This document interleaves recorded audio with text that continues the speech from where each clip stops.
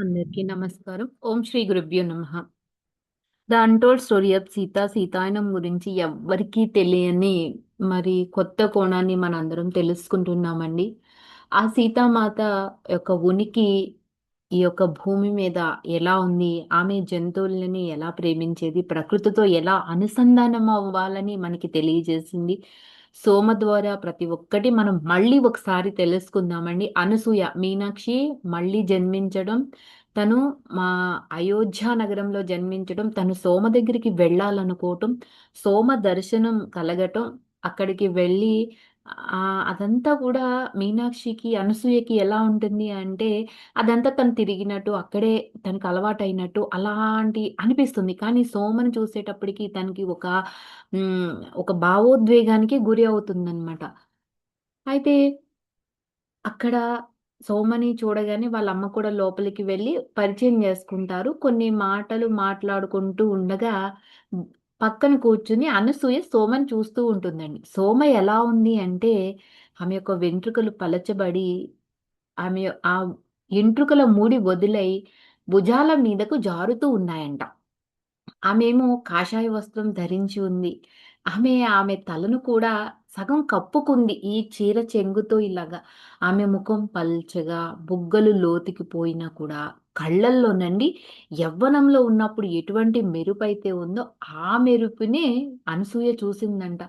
వీళ్ళమ్మ, వీళ్ళ కుటుంబ సంగతి, వీళ్ళ పరిస్థితి వివరిస్తూ ఉంటే ఏదో పేలవమైన చూపుతో సోమ, మీన, అనసూయను వాళ్ళ అమ్మని మార్చి చూసింది. వినే కొద్దీ ఆమె నుంచి సున్నితమైన ప్రేమపూర్వకమైన శక్తి అనసూయకు ప్రసరించింది.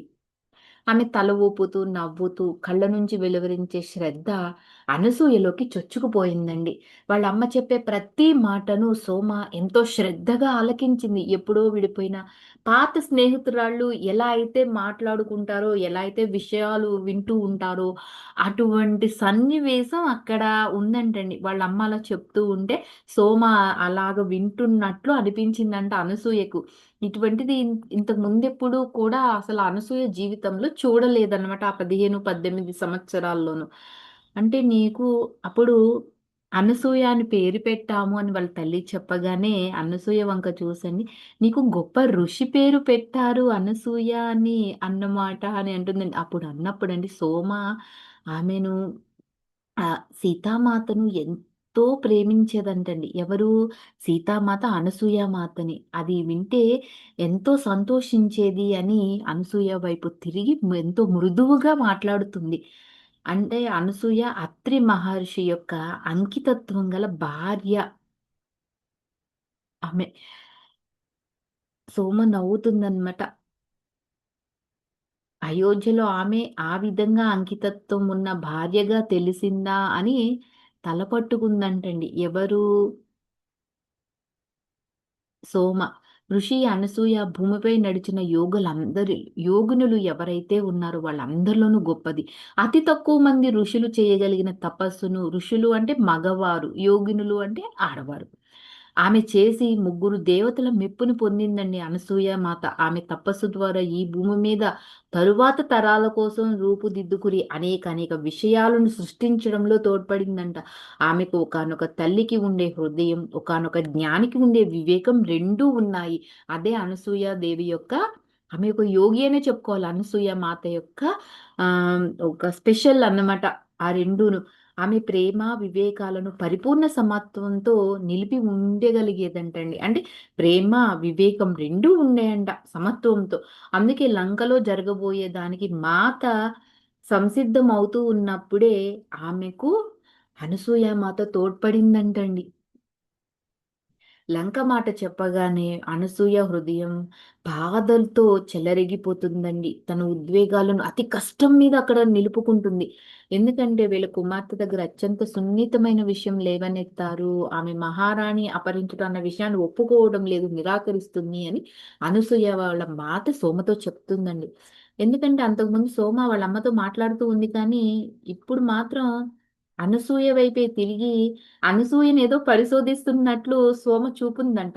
కొన్ని నిమిషాల పాటు సోమ ఏమీ మాట్లాడలేదంట. తరువాత అనసూయ అర్థం చేసుకోగలుగుతుందంటండి. ఆమె ఆ విధంగా భావించటం, ఆమె ఏం చెప్తుంది అంటే అనసూయ ఆ విధంగా భావించడం ఆమె పూర్తిగా సహజమైనదే. ఎందుకంటే బహుశా ఆమె నిజమైన కథని విని ఉండకపోవచ్చు అని చెప్తుంది. అంటే అనసూయకు నిజం ఎంతో తెలియదు కాబట్టి ఆమె అలా అనుకోవడంలో తప్పు లేదు అంటుందండి. అపహరణ అనేది సంభవించి ఉండకపోవచ్చునేమోనని నువ్వెందుకు అనుకుంటున్నావో నాకు చెప్పు అని అనసూయని సోమ అడుగుతుందండి. వెంటనే అనసూయ మాటలు తడుముకుంటుంది. సమాధానం చెప్పలేకపోతుంది. ఆమె అయినా పర్వాలేదు. ఏం జరిగిందో చెప్పు అని నీకేమనిపించిందో అదే చెప్పు అని మళ్ళీ సోమ అడుగుతుందండి. ఈ భావాలు అసలు అనసూయకు ఎందుకున్నాయో అసలు అనసూయకి తెలియటం లేదంట. అనసూయ నసిగింది. కానీ తన అంతరంతరాలలో తనకి తెలుసునని, ఆమె యొక్క ఇచ్చ, అనుమతి లేకుండా ఏదైనా సంభవించడం అసాధ్యము అని అనసూయకు తెలుసంటండి. ఆమె ఏంటంటే సీతామాత నిస్సహాయురాలు ఏమీ కాదు. తనను తాను రక్షించుకోగలిగిన వనరులు అన్నీ ఆమె దగ్గరున్నాయి. నాకు ఆ విధంగానే అనిపిస్తుంది. బాల్యం నుంచి కూడా నాకు అలాగే అనిపించేది అని ఏదో గొణుగుతున్నట్లు అనసూయ సోమకి చెప్తుందండి. అప్పుడు సోమ అంటది, "నువ్వు చెప్పింది సంపూర్ణంగా సత్యం బిడ్డా" అని ఎంతో చిరునవ్వుతో బదులిస్తుందండి. మాత ఇచ్చ ప్రకారమే రావణుడు ఆమెను అపహరించాడు. చూడండి. మాత ఇచ్చ ప్రకారమే రావణుడు ఆమెను అపహరించాడంట. తమలో ఎవరో ఒకరు ఆ రాక్షస రాజ్యంలోకి ప్రవేశించాల్సి ఉందని ముందే సీతామాతకు తెలుసండి. అందువలన తనే ఆ బాధ్యత స్వీకరించింది. ఆ విధంగా లంకా నగరంలోకి ఆమె ప్రవేశించింది. అయితే ఈ కథ ఇంకా చాలా ఉంది. ఎంతో చెప్పాలి.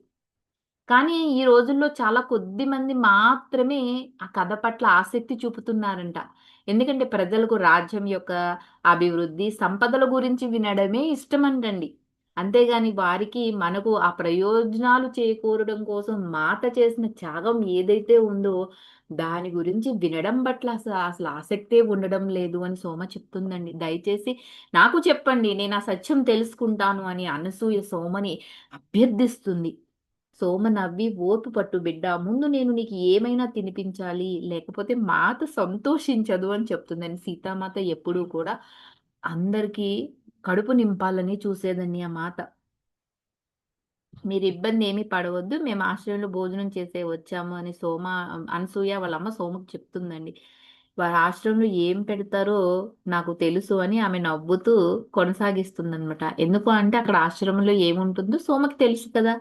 ఈమె కొంత ఆహారమును, సేద తీర్చే పానీయము, అలాగే వేసవిలో చల్లదనాన్ని ఇచ్చేది కూడా నేను ఇస్తాను. కొంచెం సేపట్లో ఎండ ఇంకా తీవ్రం కాబోతున్నది. అదేమి కష్టం కాదులే. నా ద్వారా మాత మీకు అందిస్తుంది. అందువల్ల నేను దాన్ని తిరస్కరించకూడదు అని చెప్తుందండి. ఫ్రెండ్స్ ఇక్కడ నేను ఒక విషయం చెప్తాను. మనం ఎవ్వరింటికైనా ఎప్పుడైనా వెళ్ళినప్పుడు ఎవరన్నా ఏదన్నా పెడుతుంటే నాకు వద్దు అన్న మాట ఎవ్వరు అనొద్దు ఫ్రెండ్స్. కొంచెం కాకపోతే కొంచెమైనా తినండి. వద్దు అని ఆ యొక్క అంటే ఆహారం పరబ్రహ్మ స్వరూపాన్ని దాన్ని మనం ఎప్పుడు కూడా కాళ్ళదనుకోకూడదు. ఇక్కడ చెప్తుంది అది దేవుడు ప్రసాదం లాంటిదండి. దాన్ని మనం తిరస్కరించకూడదనమాట. వీళ్ళమ్మ గబగబా పైకి లేచి వద్దు అని చెప్పబోతుంది గాని, సోమ ఆమె చెయ్యి పట్టుకుని కుటీరం వెనుక ఉన్న చేసే ప్రదేశంలోకి తీసుకువెళ్తదండి. సోమ మాటలు అప్పటికే హ్మ్, అనసూయ యొక్క మనసుని కొంచెం తేలికపరిచాయన్నమాట. ఎందుకంటే ఆ కథ వినాలన్న ఆత్రం ఉన్న ఎదురు చూడటానికి అనసూయ ఏమీ ఇబ్బంది పడట్లేదు. అలాగే వాళ్ళకేమీ తొందర గూడా లేదు. ఆమె చక్కగా కూరగాయలు, గింజలతో రుచికరమైన భోజనాన్ని, నేరేడు పళ్ళతో చేసిన పానీయాన్ని వీళ్ళకి అందిస్తుంది. ఆశ్రమంలో వీళ్ళు తిన్నదానికంటే ఎంతో మధురంగా ఉందండి అక్కడ ఆహారం. వీళ్ళు ఆహారం తీసుకునేటప్పుడు అడవి గుండా వెళ్తున్న ఒకానొక మునిని చూసి వీళ్ళతో పాటు భోజనానికి రమ్మని సోమ కూడా పిలుస్తుందండి. ఆయన ఆనందంగా వీళ్ళ పక్కన కూర్చొని ఆహారం అందుకుంటూ, "సోమ ఎన్నడూ మాకు పెట్టకుండా ఉండదు" అని వీళ్ళతో చెప్తారనమాట. నేను పెట్టకపోతే మాత ఏమంటుందో మీకు తెలుసా? నేను ఆమెకు జవాబు చెప్పాలి. మీరు వెళ్ళేటప్పుడు ఇట్లా నా ఇంటి మీద గుండా మీరు వెళ్ళేటప్పుడు మీకు నేను భోజనం పెట్టకపోతే సీతామాతకు బదులు నేను చెప్పుకోవాలి సమాధానం. మీకేం తెలుసు అని చెప్తుందండి. వీళ్ళందరూ మునులు ఎవరు ఉన్నారో వాళ్ళందరూ తరచూ ఈ ఆహారం అనే లబ్ధిని పొందుతుంటారంట. అప్పుడప్పుడు వీళ్ళ ఆశ్రమాలలో భిక్షకు వెళ్తారు కానీ ఎవరు సోమవలె తినిపించరు అని ఆయన ఎంతో నవ్వుతూ చెప్తారండి.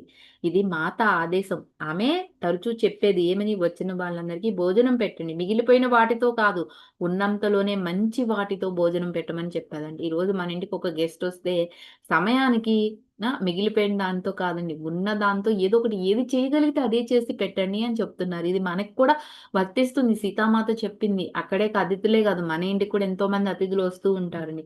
మిథిలలోని ఆ విధంగానే ఉండేదా అని చెప్పి అనసూయ హఠాత్తుగా సోమను ఒక ప్రశ్న అడుగుతుందండి. ఆమె దానికి తల ఊపుతుంది. జనక మహారాజు, సునైనా మాతలు దీనిని ప్రారంభించారంటండి. వారి పరివార పరిచారకులు వంటశాల ఎప్పుడు ఋషులు, మునులు, యాత్రికుల కోసం సిద్ధంగా ఉండేదంట. మాత ఆ ఆచారాన్ని అయోధ్యకు కూడా తెచ్చింది అని సోమ చెప్తుంది. ఆమె జ్ఞాపకం చేసుకుంటున్నట్లు నవ్వి మిథిల్లో కొన్నిసార్లు చాలా మంది వచ్చేవారంటండి. అంతా అయిపోయేది. మా వీళ్ళకి వంటశాలలో పనిచేసిన వారికి ఏం చేయాలో కూడా తోచేది కాదంట ఒక్కొక్కసారి. సరిగ్గా అప్పుడే ఒక రైతు పదార్థాలతో వీళ్ళ వద్దకు వచ్చేవాడంట. సరిగ్గా సమయానికి అవసరమైన దానికంటే ఎక్కువగానే వచ్చేవంటండి. ఇవ్వడం మనం నేర్చుకుంటే యూనివర్స్ నుండి మనం అవసరమైన దానికంటే ఎక్కువ పొందడం అనేది మనకి ఇక్కడ అర్థమవుతుంది. ఇవ్వడం అనేది ఒక వరం. అందరూ ప్రయోజనం పొందే విధానం ఇది అనేవారంటండి జనక మహారాజు. ఇవ్వడం అనేది ఒక వరం అంటండి. అది కూడా మనలో ఉండాలంట. ఆ! అందరూ ప్రయోజనం పొందే విధానం ఏదైనా ఉంది అంటే ఇవ్వడమే అని జనక మహారాజు చెప్పేవారంటండి. భూమి మీద తను చివరి రోజు వరకు మాత దీనిని కొనసాగిస్తూనే ఉండేదంట సీతామాత. ఆమె ఆమె కోసం వచ్చే వరకు ఆహ్, నా అంటే సీతామాత సోమని తీసుకెళ్ళడానికి వచ్చే వరకు చీ అంటే సోమ ఆఖరి నిమిషాల వరకు కూడా నేను దీన్ని కొనసాగిస్తున్నాను అని చెప్తుందండి. ఆ రోజు త్వరలో రాకూడదని నేను ఆశిస్తున్నాను అని భోజనం ముగించి చేతులు కడుక్కుంటూ అన్నారండి ఆ మునివర్యులు. నేనెప్పుడైనా సిద్ధంగానే ఉన్నానని చెప్తుందండి సోమ. అయితే ఆమె నన్ను ఇక్కడ ఎందుకు ఉంచిందా అని ఆశ్చర్యపోతూ ఉంటాను. అంటే ఆమె నన్నింకా భూమి మీద ఇక్కడ ఉంచింది అంటే ఏదో ఒక అర్థం ఉంది. ఆవిడెక్కడుందండి? సీతామాత ఎక్కడైతే వనవాసానికి, అరణ్యానికి వెళ్ళి ఉన్నదో అక్కడ ఉన్నదండి సోమ. అంతేగాని అయోధ్య నగరానికి ఏదో పక్కన ఊరి చివర, రాజ్యం చివర కాదండి. ఎక్కడో ఎన్నో యోజనాల దూరంలో అక్కడ ఉంది సోమ. బహుశా వీళ్ళకి ఆహారం అందించటానికి, సీతామాత కథలు తెలియచేయటానికే ఏ అని ఆహ్, నవ్వుతూ కృతజ్ఞతలు తెలిపి ఆ యొక్క ముని సెలవు తీసుకుంటాడంటండి. అంటే అటు పోయే వచ్చే బాటసారులకి ఆహారం అందించటానికి సీతామాత యొక్క కథలు ఏవైతే ఉన్నాయో, నిజాలు, సత్యాలు వాటిని తెలియజేయడానికి సోమని అక్కడ అమ్మ ఉంచిందండి. సోమ మౌనంగా ఉండిపోతుంది. ఆ మనసు ఇంకా గతంలోనే ఉన్నట్లుందనమాట. కొన్ని నిమిషాల తర్వాత ఆమె మళ్ళీ కథ చెప్పడం ప్రారంభించిందండి. కొంతకాలం పాటు రాజ్యంలో ఒక దుర్భిక్షం ఏర్పడింది. అప్పుడు చాలా మంది ఇబ్బందులకు గురి అయ్యారు. జనక మహారాజుకు ఎంతో కష్టం కలిగించింది. ఎక్కడ ఇది? అయితే అప్పుడు ఆయన ఆహారం కోసం వచ్చే వారికి ఎవరికైనా తన వంటశాలను తెరిచే ఉంచారంటండి. అంటే మొత్తం రాజ్యమంతా కోసల రాజ్యం, ఆ మిథిల రాజ్యంలో మరి జనక మహారాజు ఎన్ ఎంతో కష్టం కలిగించినప్పుడు మరి ఆహారం అందించాలి కదండీ! అందువల్ల వంటశాలను తెరిచే ఉంచారంట. ఒకానొక రోజు నాకు కొత్త పరిచారకులకు సరిపడినంత మాత్రమే ఆహారం ఉండడం చూసి ఒక దంపతులకి తిప్పి పంపించేసిందంటండి వాళ్ళు భోజనానికొస్తే. ఆమెకు జనక మహారాజు తన వద్దనికి పిలిచి ఎందుకు వాళ్ళని తిప్పి పంపడానికి గల కారణం ఏంటి అని అడిగితే అప్పుడు ఆమె చెప్పిందంట. "మాకు సరిపడగానే ఉంది ఆహారం. ఎక్కువ లేదు. అందుకే నేను తిప్పి పంపించేశాను" అని. అప్పుడు జనక మహారాజు కోపం తెచ్చుకోలేదండి. కోపం తెచ్చుకోకపోగా తరువాత ఎవ్వరికైనా సరే ఆహారం తక్కువవుతుందని అనుకుంటే, నేను సునైనా మాత భోజనం చెయ్యం. ఎవరిని తిప్పి పంపవద్దు అని ఆ దంపతులను వెతికించి వారికి ఆహారం అందించిన మహోన్నతుడు, మహానుభావుడండి జనక మహారాజు. ఆ సంఘటన సోమ రాజప్రసాదానికి వెళ్ళడానికి ముందే సీతామాత జన్మించక ముందే జరిగిందని సోమకి ఒక పరిచారక చెప్పిందండి. అది నేను ఇప్పటికీ మర్చిపోలేను అని సోమ చెప్తుంది. ఆహారాన్ని దాచుకోవడం అనేది ప్రకృతి విరుద్ధమని సీతామాత ఒకసారి చెప్పిందంటండి. ప్రకృతి ప్రతి ఒక్కరికి సరిపడనంత ఎంతైతే సరిపోతుందో అంత ఆహారాన్ని మనకి సమకూరుస్తుందంట. అయితే ఎవరు కూడా తమకు అవసరమైన దానికంటే ఎక్కువగా తీసుకోకూడదు అని ఒక ప్రకృతి నియమం ఉందండి. ఎందుకంటే అత్యాస మనకి అవసరమైన దానికంటే మనం ఎక్కువగా తీసుకోవడం వల్ల కొరత అనేది ఏర్పడుతుంది. దీనికి కారణం ఏంటి? అత్యాస. అత్యాస వల్లనే కరువు వస్తుందనడంలో నిస్సందేహం ఏమీ లేదు అని చెప్తున్నారు. అత్యాస దక్షిణాన లంక నుండే వచ్చిందంట. చివరి మాటలు చెప్తూ ఉండగా సోమ ముఖం బిగుసుకుపోయింది. ప్రపంచంలో ఒక భాగం మిగిలిన అందరినీ ప్రభావం చేస్తే ఏం జరుగుతుంది? ఇది తెలిసిన సత్యమే. రావణుడు ప్రతి ఒక్కరి నుంచి వనరులని లాక్కున్నాడు అని చెప్పి సోమ ఊరుకుంటుంది. మిథులను వదలడం చాలా కష్టమై ఉంటుంది అంటుందండి అనసూయ. నిదానంగా సోమ అనసూయ వైపు చూసి ఆశ్చర్యంగా అడిగిందండి. మిథులను వదలడం చాలా కష్టమై ఉంటుంది అనేటప్పటికి మనం మిథులను ఎలా వదిలి పెడతాం? అది మనలో లోతుగా పాతుకుని పోయింది. మాత మనం ఎప్పుడూ మిథులని వదలలేదు అని చెప్పేది. ఎప్పుడు అదే చెప్పేదండి సీతామాత. మనం మిథులని వదలలేదు. మిథుల మనతోనే ఉంటుంది. మనం మిథులతోనే ఉంటాము అని చెప్పేదండి. ఎందుకంటే వీళ్ళెక్కడికి వెళ్ళినా మిథిల వీళ్ళతోనే వచ్చేది. అది ఎలా అంటే ప్రతి ఒక్కరికి కూడా తండ్రి వంటి వాడైన జనక మహారాజుని భౌతికంగా వదిలి రావడం కష్టం. ఆ విషయాన్ని నేను గూడా ఒప్పుకోక తప్పదు అంటూ సోమ నవ్వుతుందండి. వీళ్ళు వీడ్కోలు చెప్తున్న ఆ చివరి క్షణం ఇంకా తనకి గుర్తుందండి. ఆయన సీతతో వెళ్తున్న పరిచారకులమైన వీళ్ళ నలుగురిని కూడా ఆయన చేతులతో దగ్గరకు తీసుకుని, "మీరు కూడా నా కుమార్తెలే" అని అంటారు గదండీ! అయితే ఆయన మాతకు చివరి వీడ్కోలు చెప్పేటప్పుడు వారిద్దరి మధ్య ఏదో సంభవించింది. అది నాకు ఇప్పటికీ అర్థం కాలేదు అని చెప్తుందండి సోమ. ఎందుకంటే సోమ ఏమనుకుంటుందంటే వారి అనుబంధం ఇక నుంచి భౌతికంగా కాదండి, అంతర్తలాలలో సంభవిస్తుందని చెప్పుకుని ఉంటారు అని ఆ సోమ చెప్తుందండి. ఎందుకంటే తరచూ మాత ఆయన నుంచి ఎన్నో సందేశాలు అనుకునేది. అయోధ్యను వదిలి వెళ్ళబోయే ముందు రాత్రి ఆయన వచ్చి సీతామాతకు జనక బాబా ఆశీర్వాదం కూడా అందించారంట. అలాగే అపహరణకు ముందు కూడా జరిగిందంటండి. సీతామాతని రేపు ఆహ్, మార్నింగు ఈయనెవరైతే ఉన్నారో లంకేశ్వరుడు వచ్చి ఆమెను అపహరించుకుపోతాడు అన్నప్పుడు, ఆ ముందు రోజు కూడా జనక మహారాజు యొక్క ఆశీర్వాదాలు సీతామాత పొందిందంట. వీళ్ళు మిథిలను వదలబోయేటప్పుడు సునైనా మాత ఎక్కువ నిస్పృహకి గురయ్యారంట. ఆమె తన ఇద్దరి కుమార్తెలకు దూరమైపోతుంది కదా! ఆమె వారికి తమకి వివాహమై మిథిలకు వచ్చేటప్పుడు తన తల్లి ఇచ్చిన ఆభరణాలను ఒక్కొక్కటి ఇచ్చిందంటండి. మిథిల నుండి ఇక్కడికి జనక మహారాజును వదిలి కోసల రాజ్యానికి వచ్చేటప్పుడు, అయోధ్యకొచ్చేటప్పుడు అది మాతను ఎంతో కదిలించేసిందంటండి. ఆమె వనవాసానికి వెళ్ళేటప్పుడు కూడా ఆ ఆభరణాలు ఏవైతే ఉన్నాయో ఆమె ధరించిందండి. అది ఆమెకు ఎంతో విలువైనదంట. ఆ ఆభరణం తరువాత దానిని అదొక పెద్ద కథ అని చెప్తుందండి సోమ. ఇంకొక రోజు చెప్పుకుందాం అంటూ సోమ ఆకాశం వైపు చూస్తుందండి. నడినెత్తున సూర్యుడు ఉంటాడు. "సూర్యదేవ నువ్వు ఖచ్చితంగా నీ ఉష్ణాన్ని వ్యాపింపచేస్తున్నావు. రండి చాలా వేడిగా ఉంది. మనం లోపలికి వెళ్దాం" అంటూ దాంతో వెళ్ళని అక్కడి నుండి వచ్చే ఎందుకంటే ఇక్కడికి జంతువులొస్తాయన్నమాట. ఆ వచ్చే జంతువులు ఇబ్బంది పెట్టవు అని అవి మాత జ్ఞాపకాల కోసం అంటండి. ఈ ఇక్కడ వాటి కోసం ఉంచిన ఆహారం కోసం వస్తాయంట.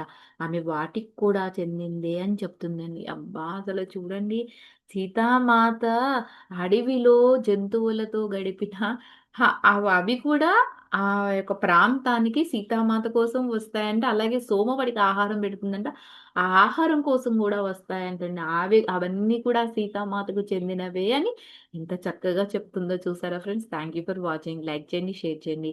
మీ విలువైన అభిప్రాయాలన్నీ కూడా తెలియచేయండి.